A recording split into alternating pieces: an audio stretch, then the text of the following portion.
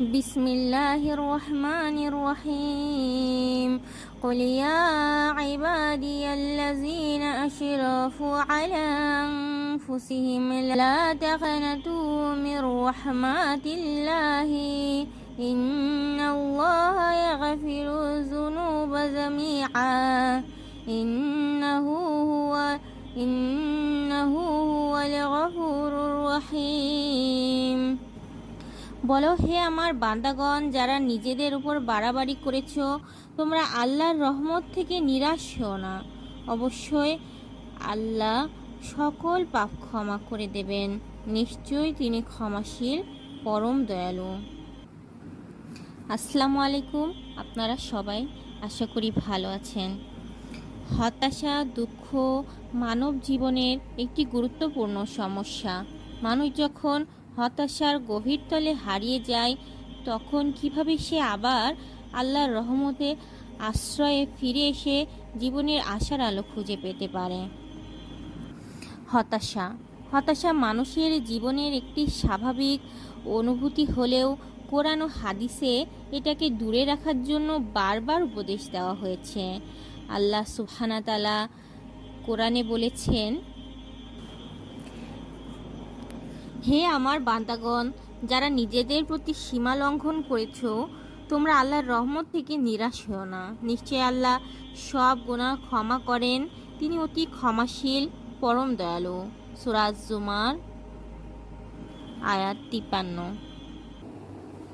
আবার কষ্টের সময় ধৈর্য নামাজের আশ্রয় নিতে বলেছেন, কারণ আল্লাহ ধৈর্যশীলদের সাথেই থাকেন।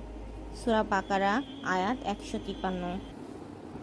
আল্লাহ তাআলা পবিত্র কোরআনে বলেছেন, ফাইন্না মাআল উসরি ইউসরা, সুতরাং কষ্টের সাথেই রয়েছে সুখ।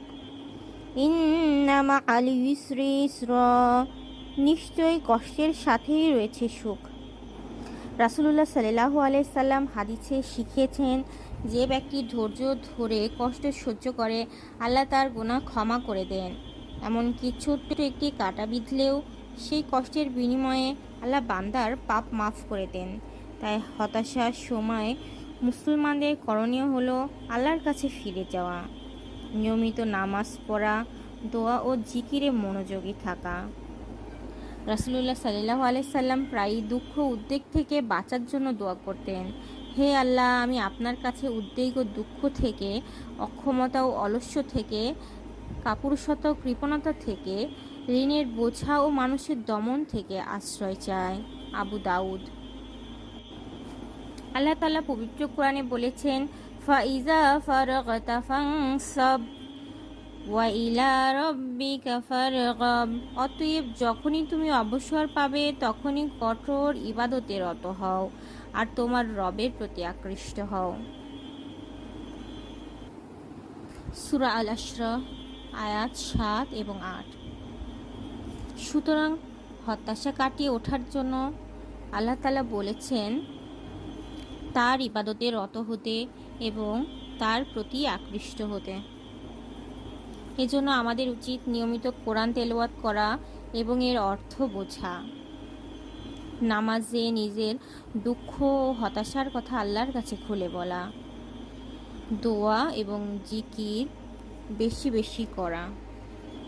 আমাদের মনে রাখা উচিত, হতাশা হলো শয়তানের অস্ত্র, আর ইবাদত হলো, আশাবাদ হলো ঈমানদারের বৈশিষ্ট্য। নিশ্চয় কষ্টের সাথেই স্বস্তি রয়েছে, কষ্টের সাথেই স্বস্তি রয়েছে। এই কথাটি দুবার বলার মাধ্যমে আল্লাহ তাআলা জোর দিয়ে বুঝিয়েছেন কষ্টের পিছনে এবং এর সাথে আল্লাহ তাআলা স্বস্তি রেখেছেন।